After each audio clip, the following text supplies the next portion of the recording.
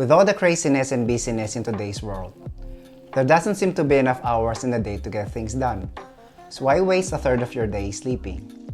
If you're in this category of people who think that sleep is not important, you are certainly not alone, because there was a time in my life when I used to take sleep for granted. During my younger days, I used to hang out with friends until very late, or sometimes I was playing online video games until 1 or 2 a.m. Sleep was just never a priority for me. Then I came across this book titled Why We Sleep by Matthew Walker. According to the book, routinely sleeping less than 6 hours a night weakens your immune system, substantially increasing your risk of certain forms of cancer. Now, the last point was not meant to scare you. I guess I just wanted to stress out why getting a good quality sleep on a nightly basis is very important. So in this video, I'm going to share with you 5 simple tips how to hack your sleep and wake up feeling refreshed the next day. Tip number 1. No caffeine past 12 noon. Caffeine works by latching on the adenosine receptors in the brain. It does not really wake you up, but what it does is to block the sleepiness signal normally communicated to the brain by adenosine. Did you know that caffeine has an average half-life of 5 to 7 hours? What this means is that it takes at least 5 hours to get rid of 50% of the caffeine concentration in your body. So if your bedtime is around 10 p.m., that means your last cup of coffee should ideally be around 12 noon.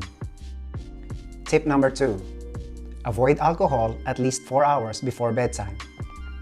According to the Sleep Foundation, although alcohol will make you feel sleepy and may help you fall asleep at night, it actually disrupts your sleep later. In the second half of the night, sleep after drinking alcohol is associated with more frequent awakenings, night sweats, nightmares, headaches, and is much less restful. Matthew Walker adds that alcohol is one of the most powerful suppressors of REM sleep. So if you want to prevent that frequent tossing and turning, try not to consume alcohol at least 4 hours before going to bed. Tip number 3. Get early sunlight exposure. Ideally, this should be done early in the morning, within an hour of waking up while the sun is low in the sky, and if possible, do the same thing just before sunset. This helps your body establish its proper circadian clock. I actually got this tip from a podcast episode by Andrew Huberman. I recommend listening to episode 2 of his podcast. He's got a lot of tips regarding how you can master your sleep. Tip number 4. Do your exercise earlier in the day. Based on my experience, if I do high-intensity exercises past 6 in the evening, I won't be able to get to bed until 10 or 11 p.m. This I realized was because of the rise in the cortisol level. For those of you who are not very familiar with cortisol, it's our body's main stress hormone. Just think of it as nature's built-in alarm system. So having high levels of cortisol in your system in the evening might prevent you from falling asleep. You don't have to take my word for this. There's an article published in the National Library of Medicine regarding the study on exercise and circulating cortisol levels, and revealed that moderate to high-intensity exercises provokes increases in circulating cortisol levels. So if you feel like it's taking you longer to fall asleep at night, think about shifting your exercise to a bit earlier in the day. Tip number 5. Have a simple pre-bedtime routine. My simple routine includes turning the TV off and not using gadgets like computers or mobile phones at least 1 hour prior to bedtime. Another part of my routine includes blocking artificial blue lights. But as you can imagine, this can be very challenging because I love to watch K-dramas after dinner and spend quality time with my family. So to prevent my eyes from absorbing artificial blue light, I use this pair of blue blockers while watching TV.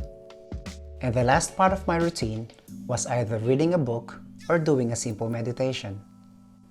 Just after sunset, I would turn off all the white lights and use a red light instead.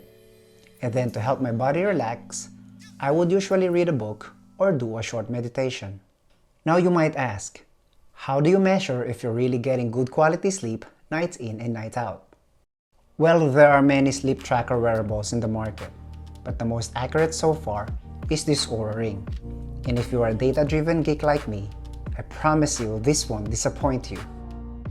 This ring gave me an insight about the quality of my sleep that I never had before. In particular, my deep sleep was always in the red zone, and this trend continued on for over 2 months.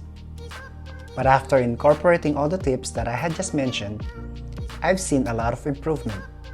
Oh, by the way, this video is not sponsored by Aura, but since I'm an early adopter, Aura have given me a unique discount code for $50 off of their new Gen 3 version for the first 3 friends who will use the link shared in the description below. Before I end this video, I just wanted to share with you that you have to be consistent with your waking up and bedtime hours even on the weekends. This is important in establishing your proper circadian rhythm.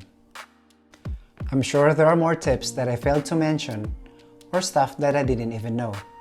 If you have any good tips, do let me know in the comment section below. As always, thanks for watching and see you in the next video.